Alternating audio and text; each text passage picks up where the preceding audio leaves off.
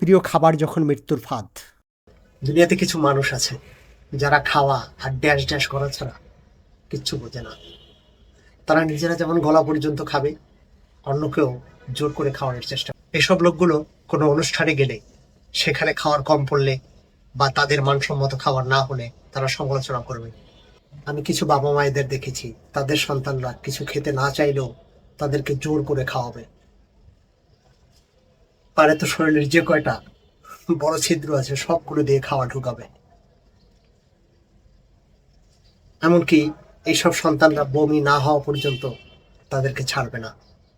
পরিণতি, এই অতিরিক্ত খাবার বা অপছন্দের খাবারের কারণে এইসব ছেলে মেয়েরা একসময় অসুস্থ হয়ে পড়ে, খাবারের প্রতি ভীতি জন্ম করে। এমনকি কোনো কোনো ছেলে মেয়ে অ্যাবনর্মাল আচরণ করে। খাবার কি এতই প্রয়োজন? খুব বেশি খাবার কি এতই প্রয়োজন?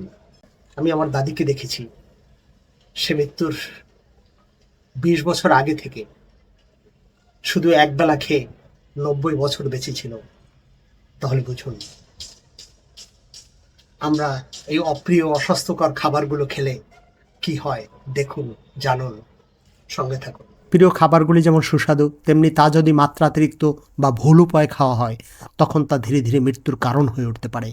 হোক ভালোবাসা, প্রেম কিংবা প্রিয় খাবার, যাই হোক, খুব বেশি বাড়াবাড়ির পরিণতি হয় খুবই খারাপ। এটাই বাস্তবতা। আজ আমরা তেমন কিছু প্রিয় খাবার নিয়ে কথা বলছি যা ডায়াবেটিস, হাইপারটেনশন, স্থূলতা, হৃদরোগ, কিডনির ক্ষতি, হাড় ক্ষয়, বিষণ্ণতার মতো অনেক রোগ ডেকে আনে।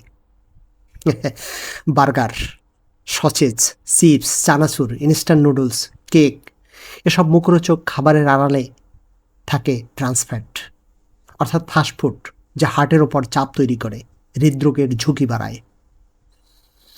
আমরা কজন মনে রাখি, 1 গ্লাস সুগারযুক্ত পানিতে থাকে 5 থেকে 7 চামচ চিনি।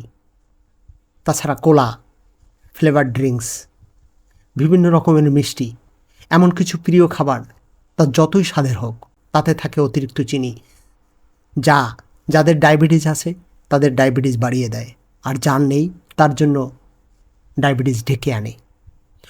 অতিরিক্ত মিষ্টি তার যতই প্রিয় হোক, মনে রাখবেন শরীরের জন্য তা বিষ। চর্বিযুক্ত মাংস, ফ্রাইড চিকেন, বারবিকিউ, অনেক মুখরোচক খাবার স্বাদের করার জন্য অতিরিক্ত লবণ উচ্চ রক্তচাপ অর্থাৎ হার্ট অ্যাটাকের ঝুঁকি বাড়ায়। ভাবুন তো, আমরা প্রিয় খাবার খাচ্ছি নাকি নীরব মৃত্যু ডেকে আনছি? তাই পরিবর্তন আনুন, খাওয়াতে, ভাবনায়, জীবনধারায়। আমরা সচেতন হই, শাকসবজি, ফলমূল তথা পরিমিত খাবার খাই, ব্যায়াম করি, সুস্থ জীবন বেছে নেই, সুস্থ চিন্তা করি, আনন্দে থাকি। মনে রাখি, সুস্থ জীবনই সুন্দর জীবন। আল্লাহ হাফেজ।